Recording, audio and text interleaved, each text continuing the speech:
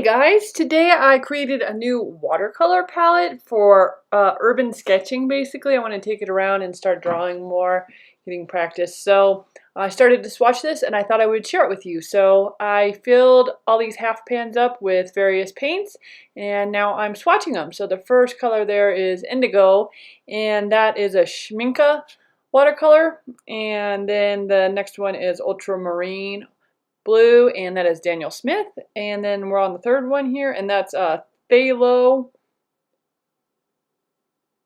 and well, it's like phthalo turquoise. It's, or no, just phthalo. It's the green shade of Daniel Smith.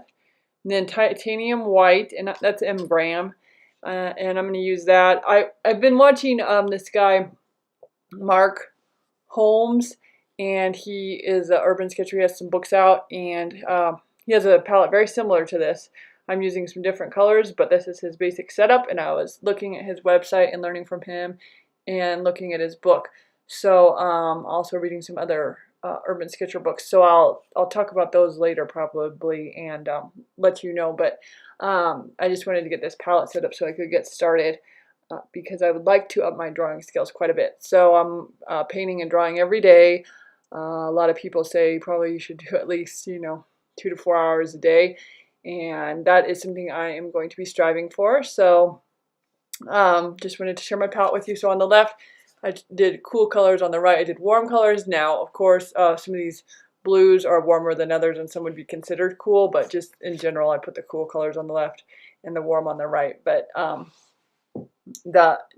did do one of each. Like for the primaries I did a cool and a warm like yellow, and a cool and warm blue, and a cool and warm red.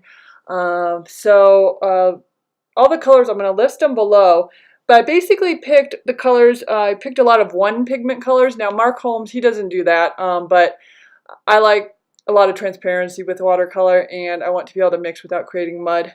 So, I mean, you can still mix other colors, but if there's more than one pigment in them and they're not pure, you may get some mud here and there, and if you're okay with that, that's fine. And if you know your colors and you're used to them too, you'll avoid that. But so I wrote underneath there, you can see I wrote the name of each color, and then underneath I wrote the pigments that are in there, and then next to the name of each color I put a little abbreviation for the brands. And I just used what I had. I didn't buy anything new, so there's no rhyme or reason to why I have certain brands, except that like the Schminke ones I have are because I have a Schminke set, and I would run out. Like I use a lot of indigo and I used a lot of red violet, so I ran out of those, so I bought those tubes. So I had those handy, and I just really like those colors, so I did put them in this box.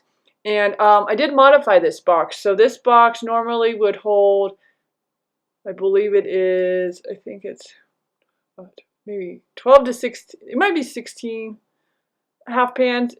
They'd go in the other way, so right now they're in their horizontal, so they'd be in their vertical, so it'd be 8 and 8, and it had a little divider thing which I just lifted out, and so then it was empty, and I put them all in there horizontally like this, and I saw Marc's. That's how I got the idea. But I think he uses some kind of like, almost like your gum eraser type stuff, but it's actually an adhesive that's removable, that it's not permanent. I used these little photo dots that you can get. They're just little circles, and I put them underneath each one, and that's holding really well. So I'll see how it holds up with if water gets under there. I don't feel like a lot of water is going to get under there. There's just not enough room for me to splatter down there, but we'll see. But they're removable. I mean, they're not stuck, but they're stuck pretty good. I'm not sure what will happen if I dropped hopefully it won't, but if everything would break out of there. But I'll keep you posted. I'll let you know if I have any wild adventures like that. But anyway, so the thought behind this, like I said, is I just did primaries. So for my primaries, I did a raw sienna and a Hansa light.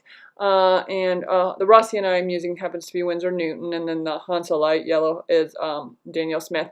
But the raw sienna is warmer, and then the Hansa light is cooler. And then like with my blues, I did ultramarine and the phthalo and